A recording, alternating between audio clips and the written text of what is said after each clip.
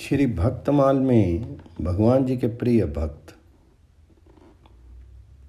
श्री चित्रकेतु जी शूरसेन देश में प्राचीन समय में चित्रकेतु नाम के एक राजा थे। बुद्धि, विद्या, बल, धन, यश, सौंदर्य, स्वास्थ्य आदि सब था उनके पास। उनमें उदारता, दया, क्षमा, प्रजावात्सल्य आदि सद्गुण भी पूरे थे। उनके सेवक नरम और अनुकूल थे। मंत्री नीति निपुण तथा स्वामी भक्त थे। राज्य में भीतर बाहर कोई शत्रु नहीं था। राजा के बहुत सी सुंदरी रानियां थी। इतना सब होने पर भी राजा चित्रकेतु सदा दुखी रहते थे। उनकी किसी रानी के कोई संतान नहीं थी। वंश नष्ट हो जाएगा, इस चिंता से राजा को ठीक से निद्रा तक नहीं आती थी। एक बार अंगरा ऋषि सदाचारी भगवत भक्त राजा चित्रकेतु की यहाँ पधारे। महर्षि राजा पर कृपा करके उन्हें तत्व ज्ञान देने आए थे, किंतु उन्होंने देखा कि मोहवश राजा को पुत्र पाने की प्रबल इच्छा है। ऋषि ने सोच लिया कि जब यह पुत्र वियोग से दुखी होगा तभी इसमें वैराग्य होगा, तभी कल्याण के सच्चे मार्ग पर चलने योग्य होगा। अतः राजा की प्रार्थना पर ऋषि ने त्वष्टा देवता का यज्ञ किया और यज्ञ से बचा अन्न देकर के ये कह दिया कि इसको तुम किसी रानी को दे देना।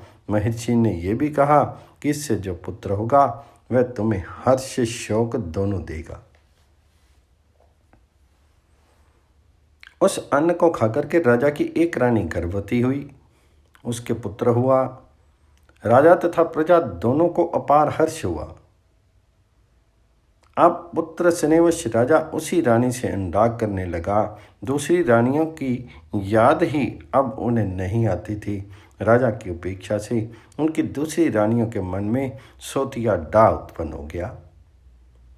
सामने मिलकर के उस नवजात बालक को एक दिन विष दे दिया और बच्चा मर गया। बालक की मृत्यु से मारे शोक के राजा पागल से हो गए। राजा को ऐसी विपत्ति में पड़ा देख करके उसी समय वहां देव ऋषि नारद के साथ महर्षि अंगिरा आए। वे राजा को मृत बालक के पास पड़े देख समझाने लगे, राजन, तुम जिसके लिए इतने दुखी हो रहे हो वह तुम्हारा कौन है? इस जन्म से पहले वह तुम्हारा कौन था? अब आगे वह तुम्हारा कौन रहेगा?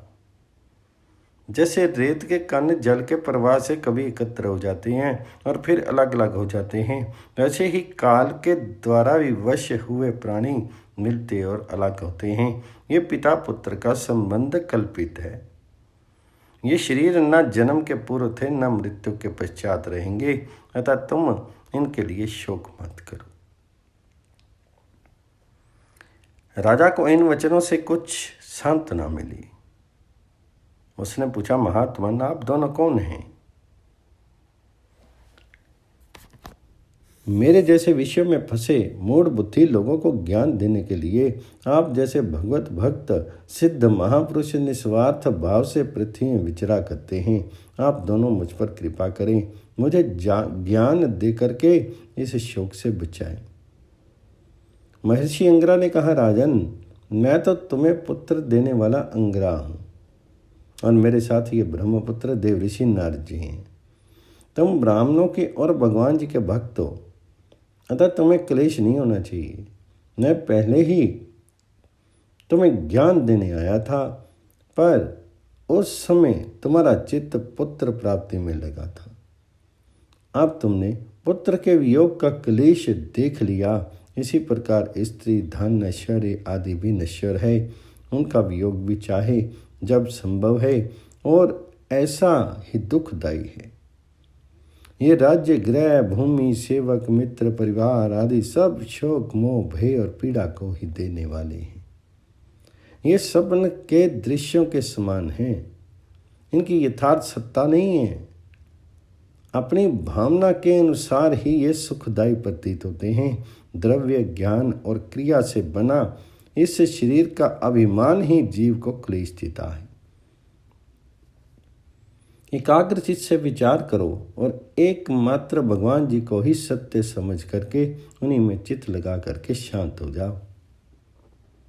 राजा को बोध देने के लिए देव ऋषि नारद ने जीव का आवाहन करके बालक को जीवित करके उससे कहा, जीवात्मन देखो, ये तुम्हारे पिता माता बंधु बांधव तुम्हारे लिए व्याकुल हो रही हैं, तुम इनके पास क्यों नहीं रहते? तो जीवात्मा ने कहा, ये किस किस जन्म में मेरे माता पिता हुए थे। मैं तो अपने कर्मों का फल भोगने के लिए देवता मनुष्य पशु पक्षी आदि योनियों में अनंत काल से जन्म लेता आ रहा हूं।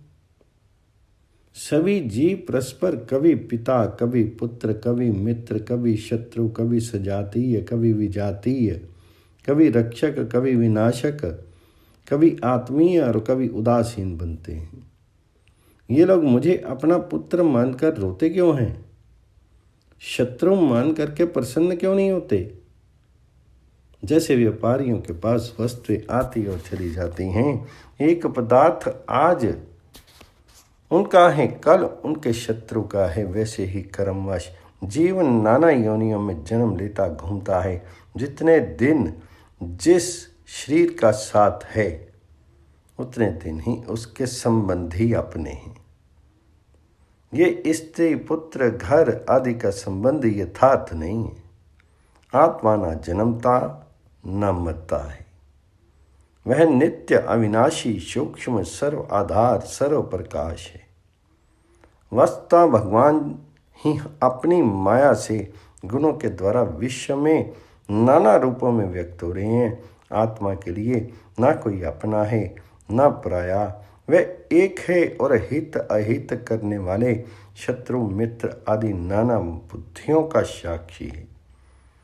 साक्षी आत्मा किसी भी संबंध तथा गुण दोष को ग्रहण नहीं करता।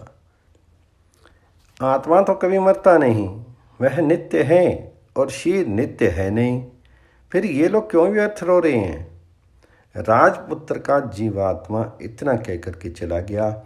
उसकी बातों से सबका मोह दूर हो गया। मृतक का अंत्येष्टि संस्कार करके राजा शांत हो गया। जब बालक को विष देने वाली रानियों ने ये ज्ञान सुना तब उन्हें बड़ा पश्चाताप हुआ। जमुना तट पर जाकर उन्होंने अपने पाप का प्रायश्चित किया। राजा चित्रकेतु ऋषियों के उपदेश से शोक मोह भय और क्लेश देने वाले दुस्त्यज ग्रह के स्नेह को छोड़ करके महर्षि अंगिरा और देव ऋषि नारद के पास जाकर के उनसे भगवत प्राप्ति का साधन पूछने लगे। नारद जी ने उन्हें भगवान शेष का ध्यान तथा स्तुति मंत्र बतलाया। उपदेश करके दोनों ऋषि चले गए। राजा ने 7 दिन केवल जल पर रहकर एकाग्रचित्त से उस स्तुति रूप विद्या का अखंड जप किया। उसके प्रभाव से वह विद्याधरों के स्वामी हो गए। कुछ दिनों में वह चित्रकेतु विद्या के बल से मनोगति के अनुसार भगवान शेष के समीप पहुंच गए। यहाँ उन्होंने सनत कुमार आदि महर्षियों से सेवित संकर्षण भगवान जी के दर्शन किए। राजा ने प्रेम विहल होकर के भगवान जी के चरणों में प्रणिपात किया और वे भगवान की स्तुति करने लगे। दया में भगवान प्रसन्न हुए। उन्होंने चित्रकेतु को परम तत्व का उपदेश किया। तत्व ज्ञान का उपदेश करते हुए अंत में संकर्षण प्रभु ने कहा, राजन, मनुष्य शरीर में ही ज्ञान की प्राप्ति होती है। जो मानव देह पाकर भी ज्ञान नहीं पाता, आत्मा को नहीं जानता, उसका फिर किसी योनि में कल्याण नहीं होता। विषयों में लगने से ही दुख होता है, उन्हें छोड़ देने में कोई भय नहीं है। अतः बुद्धिमान पुरुष को विषयों से निवृत्त हो जाना चाहिए। जगत के सभी स्त्री पुरुष दुखों को दूर करने और सुख पाने के लिए अनेक प्रकार के कर्म करते हैं, पर उन कर्मों से ना तो दुख दूर हो पाते हैं और ना सुख ही मिलता है। जो लोग अपने को बुद्धिमान मान करके कर्मों में लगे हैं वे दुख ही पाते हैं। आत्मा जागृत, स्वप्न, शक्ति इन तीनों अवस्थाओं से पृथक है। यो समझ करके बुद्धिमान पुरुष को चाहिए कि इन अवस्थाओं में प्राप्त होने वाले विषयों से निवृत्त हो जाए, लोक परलोक से चित्त हटा ले और ज्ञान विज्ञान से संतुष्ट होकर के मेरी भक्ति करे। एक परमात्मा ही सब स्थानों में सरदा है। यह योग मार्ग में लगने वालों को जान लेना चाहिए। इस प्रकार दिव्य उपदेश देकर के भगवान अंतर ध्यान होंगे। चित्रकेतु द्वंद्व रहित समदर्शी हो गए थे। वे कामना, स्पृहा, अहंकार छोड़ करके सदा परमात्मा में ही चित्त लगाए रहते थे। तपोबल से इच्छा अनुसार 14 भवनों में वे घूम सकते थे। एक दिन विमान पर बैठ करके वे आकाश मार्ग से जा रहे थे। उसी समय उन्होंने मुनियों की सभा में पार्थिव जी को भगवान शंकर की गोद में बैठे देखा। चित्रकेतु को ये व्यवहार अनुचित लगा। उन्होंने इसकी कड़ी आलोचना की। भगवान शंकर तो आलोचना सुनकर के हंस कर रह गए, पर पार्थिव जी को क्रोध आ गया। उन्हें शाप दिया, तो बड़ा अविनीत हो गया है, तो बड़ा अविनीत हो गया है, अतः भगवान जी के चरणों में रहने योग्य नहीं है। जाकर असुर योनि में जन्म ग्रहण कर। शाप सुनकर के चित्रकेतु को न डर लगा न दुख हुआ। असुर योनि में भी सर्वव्यापी भगवान तो हैं ही, ये वे जानते थे।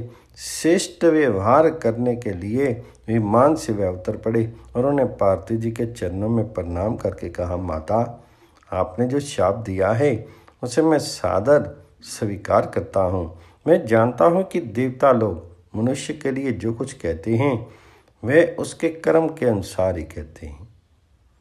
अज्ञान से मोहित प्राणी इस संसार चक्र में घूमता हुआ सदा सब कहीं सुख दुख भोगता ही रहता है। गुणों के इस प्रवाह में शाप, वरदान, स्वर्ग, नरक, सुख दुख कुछ भी वास्तविक नहीं है। स्वयं मायातीत भगवान अपनी माया से प्राणियों को रचते और उनके सुख दुख बंध मोक्ष की व्यवस्था करते हैं। उन ईश्वर का ना कोई अपना है, न पराया, न कोई प्रिय है न अप्रिय। वे सर्वत्र समान और असंग हैं। जब उन सर्वेश्वर को सुख से प्रेम नहीं है तब क्रोध तो होगा ही कैसे। परंतु उनकी माया से मोहित जीव जो पुण्य पाप रूप कर्म को करता है वे कर्म ही उसके सुख दुख आदि के कारण होते हैं। देवी, मैं शाप से छूटने के लिए आपको प्रसन्न नहीं कर रहा हूँ। आपको मेरे वचन बुरे लगे, इसके लिए आप मुझे क्षमा करें। इस प्रकार क्षमा मांग करके चित्रकेतु विमान पर बैठ करके चले गए। उनकी ये असंग स्थिति देख करके सबको बड़ा आश्चर्य हुआ। शंकर जी ने कहा, देवी, तुमने भगवान के दास अनुदासों का महात्म्य देखा। भगवान नारायण के प्रायण भक्त किसी से भी डरते नहीं। वे स्वर्ग, नरक तथा मोक्ष में भी एक सी दृष्टि रखते हैं। भगवान की लीला से ही जीव देह धारण करके सुख दुख, जन्म मरण, शाप, अनुग्रह का भागी होता है। जैसे रस्सी में अज्ञान से सर्प का भ्रम होता है, वैसे इष्ट अनिष्ट का बोध अज्ञान से ही होता है। भगवान जी के आश्रित भक्त ज्ञान वैराग्य के बल से किसी भी संसारिक पदार्थ को अच्छा मानकर ग्रहण नहीं करते। जब मैं, ब्रह्मा जी, सनत कुमार, नारद, महर्षिगण तथा इंद्र आदि देवता भी परमेश्वर की लीला का रहस्य नहीं जान पाते, तब अपने को समर्थ मानने वाले शुद्र अभिमानी उन परम प्रभु का स्वरूप कैसे जान सकते हैं। उन श्री हरि का ना कोई अपना है न पराया। वे सबके आत्मा होने से सबके प्रिय हैं। फिर यह महाभाग चित्रकेतु उन्हीं भगवान का प्यारा भक्त है, उन्हीं की रुचि से चलने वाला है, शांत और समदर्शी है। मैं भी उन्हीं अच्युत का भक्त हूँ, अतः मुझको उस पर क्रोध नहीं आया। ऐसे शांत समदर्शी भगवत भक्त महापुरुषों के चरित्र पर आश्चर्य नहीं करना चाहिए। पार्वती जी का आश्चर्य इन वचनों से दूर हो गया। शाप देने से समर्थ होने पर भी चित्रकेतु ने पार्वती को शाप नहीं दिया था, उल्टे उनका शाप स्वीकार करके क्षमा मांगी। इसी शाप के फल से त्वष्टा के यज्ञ में दक्षिण अग्नि से वे वृतासुर के रूप में प्रकट हुए।